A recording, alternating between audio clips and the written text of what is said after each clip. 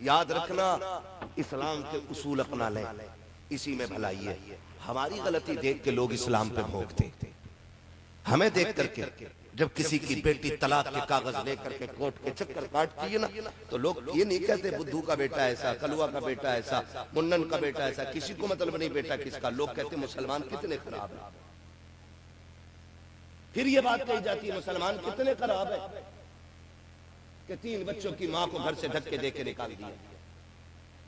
तो लोग हमें देख करके हमारे बाप को नहीं कहते, हुजूर के दीन पे उंगलियां उठती है। जिंदगी में उन उसूलों को अपनाओ कि जिनसे दुनिया भी खूबसूरत हो जाए और आखिरत भी खूबसूरत हो जाए।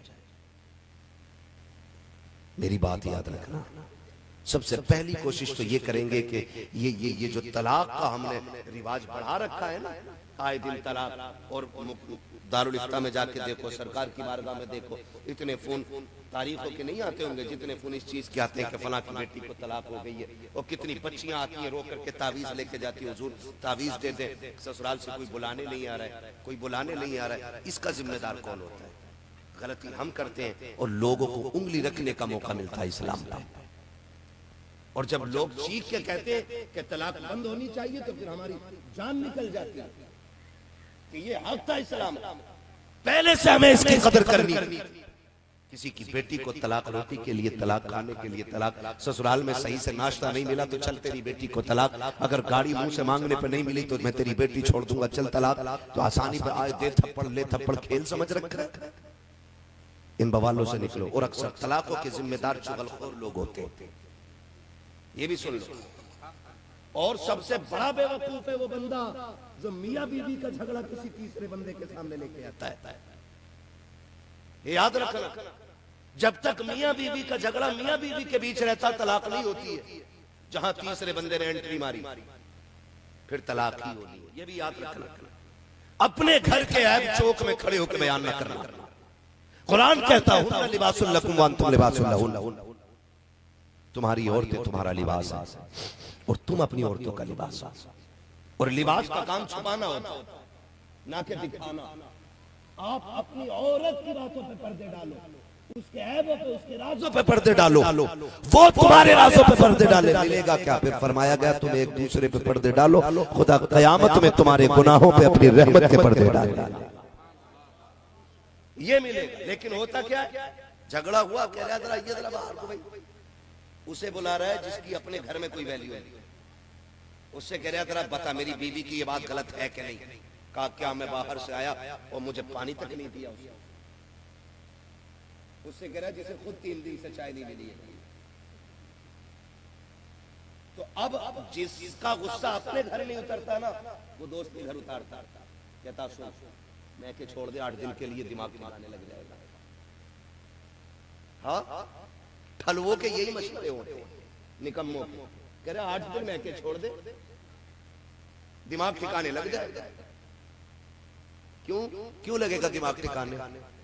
कहा जब अब्बा के घर रहेगी ना और बाप को भी पता चलेगा 2 रोटियां एक्स्ट्रा जाएंगी। मैं कहता हूं जालिम, जिसने 18 साल कंधे पे रख के पाली है बेटी, उसके लिए 8 दिन पालना कौन सी बड़ी बात है यार?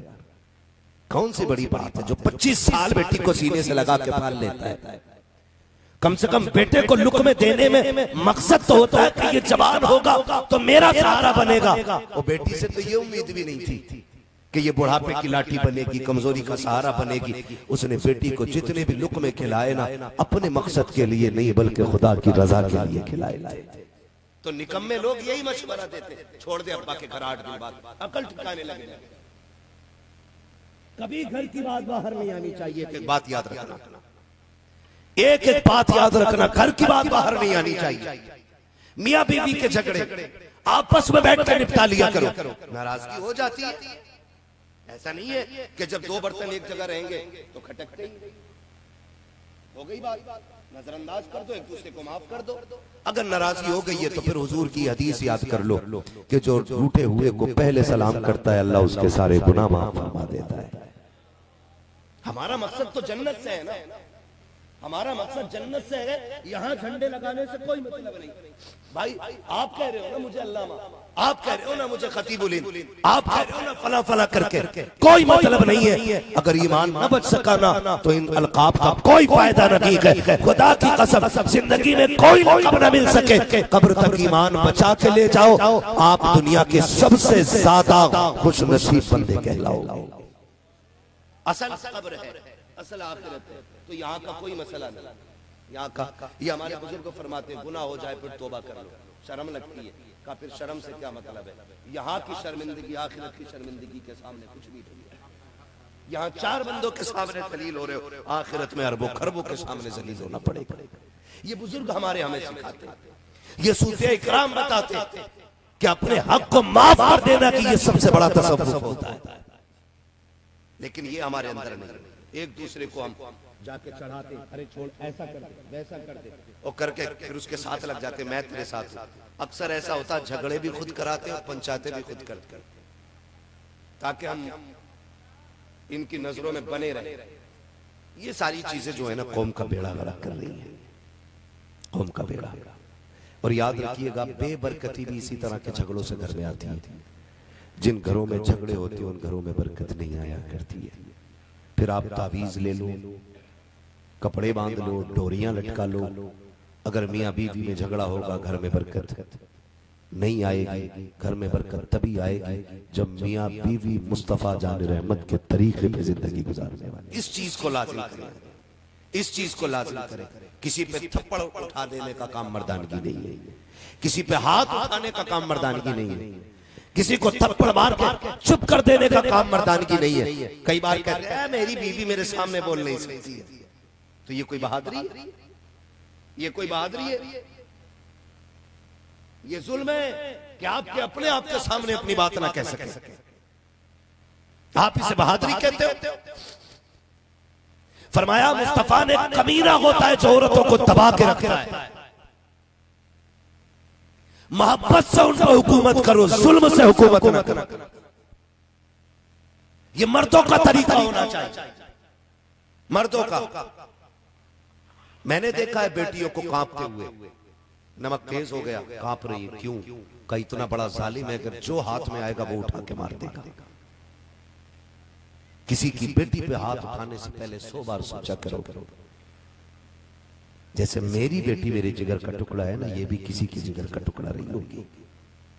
आज मुझे गवारा नहीं मेरी बेटी के कोई थप्पड़ मारे, तो मैं किसी की बेटी के थप्पड़ मारूं?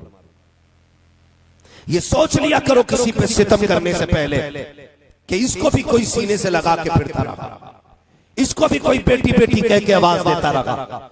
ये 100 बार सोचा करो किसी पे हाथ उठाने से पहले। और याद रखिएगा ये 4 दिन की जिंदगी सब कुछ नहीं है, यही सब कुछ नहीं है। अल्लाह कयामत में जब हिसाब लेने की बारी आएगी, तुम्हारे सारे अमाल का चिट्ठा तुम्हारे हाथ में दे करके तुम्हें पढ़वाया जाएगा। लेकिन एक हिसाब वो होगा जो तुमसे नहीं पूछा जाएगा, बल्कि तुम्हारे हम सफर से पूछा जाएगा। आप कहेंगे कैसे? तो सुनो प्यारे, जो कहते हो पैर की जूती होती है उससे ज्यादा कोई अहमियत नहीं है। अल्लाह उस बीवी को बगल में खड़ा करेगा और शोहर के बारे में पूछेगा, बता जिसके बिस्तर पे 3 मरतबा कबूल कबूल कह के जाके बैठ गई थी, इसने तेरा हक कैसे अदा किया था? इसने तुझे कैसा निभाया था? जिसके लिए तूने माँ छोड़ दी थी, जिसके लिए बाप छोड़ा था, उसने तुझे कितनी इज्जतें दी थी, उसने तुझे कितना प्यार दिया था। याद रखना, अगर उस वक्त बीवी ने मुस्कुरा के शोहर की तरफ देख लिया तो समझ लेना बेड़े पार हो गए हैं। और अगर उसने रब को रोक दिखा दिया, अगर उसके चेहरे पे उदासी आ गई, उसकी आंखों में आंसू आ गए और उसने यूं करके कहा, मालिक ये देख,